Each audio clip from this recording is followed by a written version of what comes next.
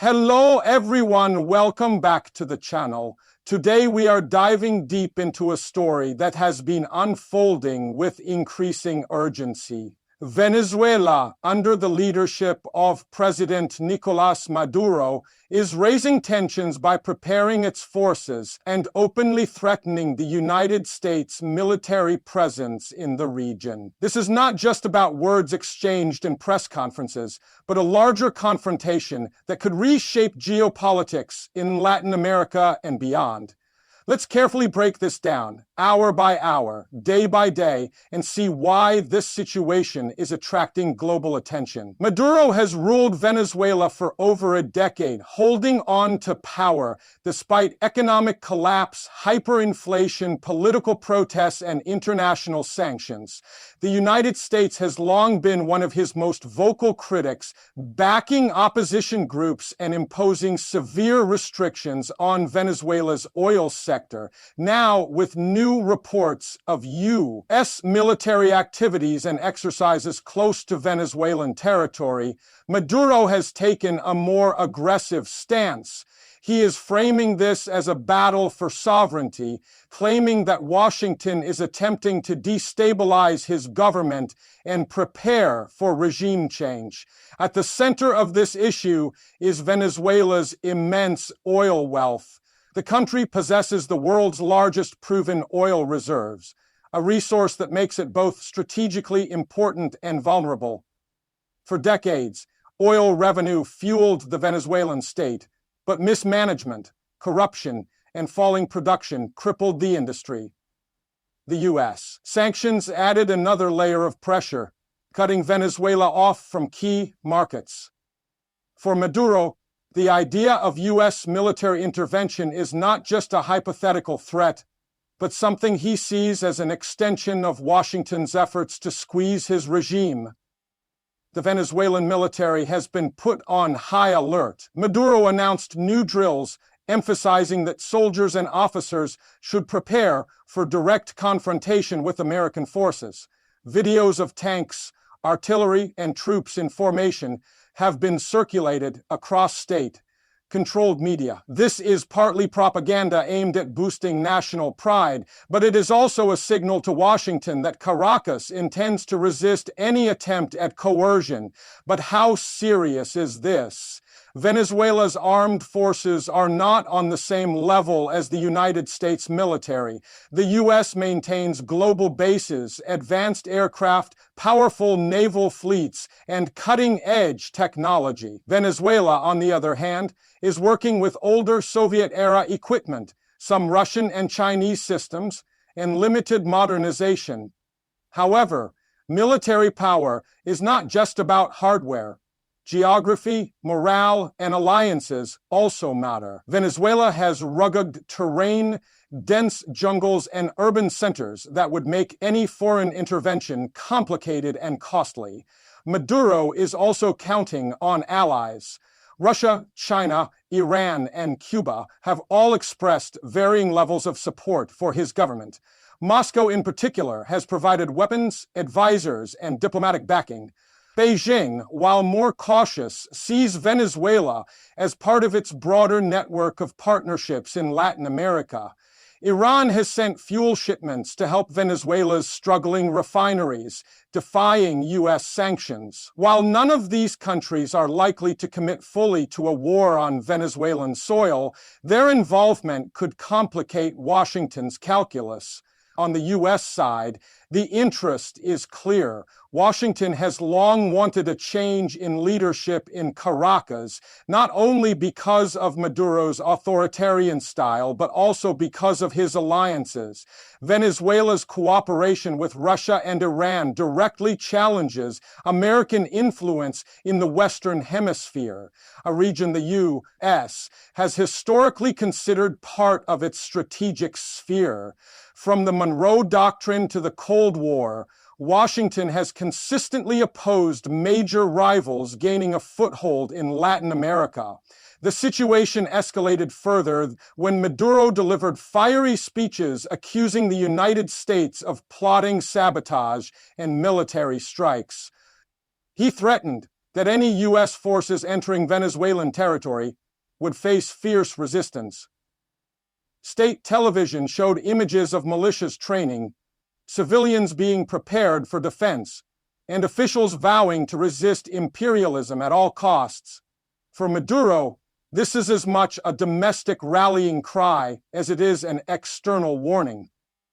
By portraying himself as a defender of sovereignty, he tries to unify the population against a common enemy and divert attention from the ongoing economic crisis. The Venezuelan people themselves are divided. Many are exhausted from years of shortages, blackouts, and political repression. Millions have fled the country, creating one of the largest migration crises in the Western Hemisphere. Yet within Venezuela, a portion of the population remains loyal to Maduro, either because of ideology, economic dependency, or fear of instability. For them, the threat of U.S. intervention feels like an attack on their nation, not just their government. From Washington's perspective, intervention in Venezuela is a risky move. Direct military action would spark international backlash, alienate Latin American neighbors, and potentially draw in Russia or Iran in unpredictable ways. Instead, the U.S. has preferred sanctions, diplomatic isolation, and support for opposition figures like Juan Guaido. However, recent tensions, including the Venezuelan military's maneuvers and Maduro's threats, raise the possibility of miscalculations. Even a small clash at sea, an air encounter, or a border skirmish could spiral into something larger. Maduro also understands the symbolic power of challenging the United States. For decades, leaders in Latin America have rallied support by standing up to Washington. Figures like Fidel Castro, Hugo Chavez, and Evo Morales tapped into a tradition of anti-imperialism.